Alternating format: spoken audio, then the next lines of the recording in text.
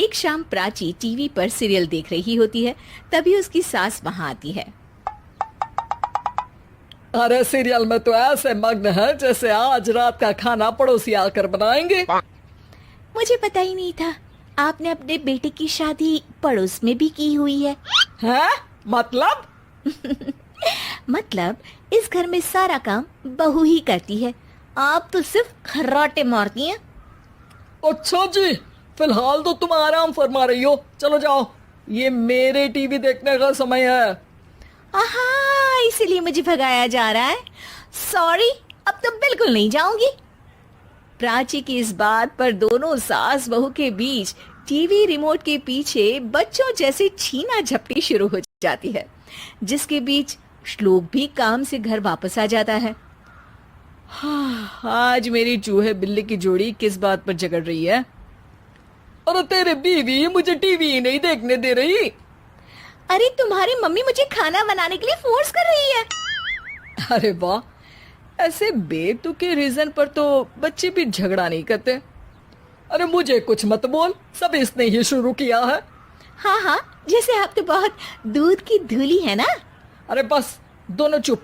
प्राची जाओ, खाने की तैयारी करो। और माँ तुम छोड़ो, तुम्हें क्या बोलूं, शांति से अपना सीरियल देखो, मुझे दोबारा लड़ने की आवाज सुनाई नहीं देनी चाहिए। ऐसा बोलकर श्लोक वहां से चला जाता है, जिसके पीछे पीछे प्राची भी कुछ न कुछ बड़बड़ाते हुए रसोई में चली जाती है। हाँ हाँ, सासू जी को तो कुछ बोलेंगे ही नहीं, बस मुझ पर ही हुक्म चलता है, खाना बनाओ, जैसे मैं इनके घर में खाना बनाने के लिए आई हूँ। इसी तरह शाम बीतती है और रात को श्लोक और प्राची की सास खाना खाकर सोने चले जाते हैं, लेकिन प्राची गुस्से में कुछ खाए बिना काम में ही लगी रहती है। इस घर में किसी को घंटा फिक्र नहीं पड़ता, मैं खाऊं या भूखी रहूं।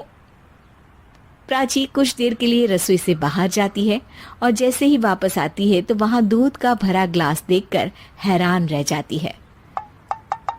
फिक्र पूरी है, बस दिखाना नहीं है। प्राची दूध पीकर सोने चली जाती है और अगली सुबह एक बार फिर सास बहू का कार्टून नेटवर्क स्टार्ट हो जाता है। ये तुमने ही किया है। अरे अजीब जबरदस्ती है, मैं बोल रही हूँ मैंने कुछ नहीं किया। दोनों ने मिलकर पूरे घर को पागल खाना बनाया हुआ है। यहाँ कोई नॉर्मल इंसान तो रह ही नहीं सकता, इसीलिए अब पड़ोसी क्या रिश्तेदार भी घर आने से कतराते हैं। और सुन बेटे, तू भी चंगा, तेरी माँ भी चंगी, तेरी बीवी भी चंगी, रिश्तेदार। हाँ जी, आपको नहीं पता क्या, गंगाधर ही शक्तिमान है, रिश्तेदार ही। हाँ हाँ, बस समझ गया। कभी जानवरों जैसे लड़ेंगी तो कभी जुगलबंदी करेंगी। भाई मैं आप दोनों के बीच में नहीं फंसना चाहता। सास बहू की इस मनमौजी जोड़ी से परेशान होकर श्लोक अपना सिर खुजलाता वहां से चला जाता है। चलो अब मैं भी कीर्तन में जा रही हूँ। इस पर जैसे ही सास कमरे में अपना पर्स लेने जाती है तो वहां नाश्ते की प्लेट रखी देख मुस्कुराने लगती है और नाश्ता करके घर से बाहर निकलते हुए कुछ पैसे टेबल पर रख जाती है, जिसके कुछ देर बाद सिलेंडर वाला घर आता है। ओ मुरी मैया, मैं सिलेंडर के बारे में तो बिल्कुल भूल ही गई थी। घर खर्च के सारे पैसे भी मम्मी के पास है और श्लोक से बोला तो उल्टा 4 बात सुनाएंगे। प्राची ये सोच ही रही होती है कि अचानक उसका चेहरा चमक उठता है और वो घर में आकर इधर उधर देखने लगती है।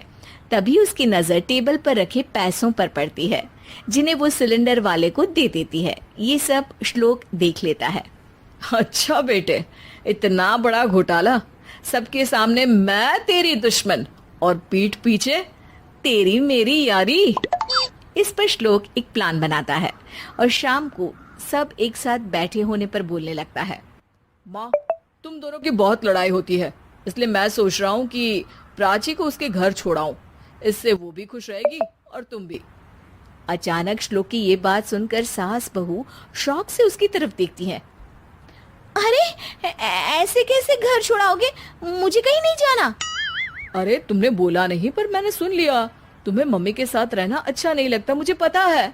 अरे वो अरे, जब बहू खुद कुछ काम बोले तो वो तुझे सुनता नहीं, और अब जो इसने बोला ही नहीं वो तू समझ गया। जब उसे नहीं जाना तो फिर जबरदस्ती क्यों कर रहा है?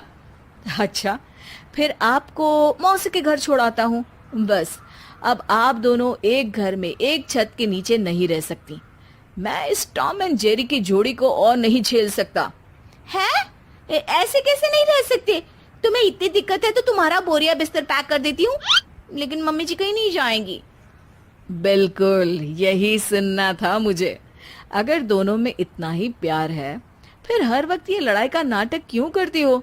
देखा मैंने कैसे माँ किचन में दूध रखती है और तुम उनके लिए कमरे में नाश्ता रखती हो, और कैसे वो पहले ही तुम्हारी दिक्कत समझकर घर में पैसे रखकर बाहर जाती है।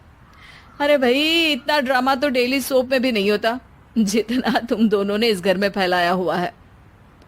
तू हमें टॉम एंड जेरी बोलता है ना, तो याद कर वो दोनों भी एक दूसरे को बाहर वालों की बुरी नजर से बचाने के लिए हमेशा सबके सामने लड़ते थे, लेकिन अकेले में दिक्कत के समय मदद भी तो करते थे।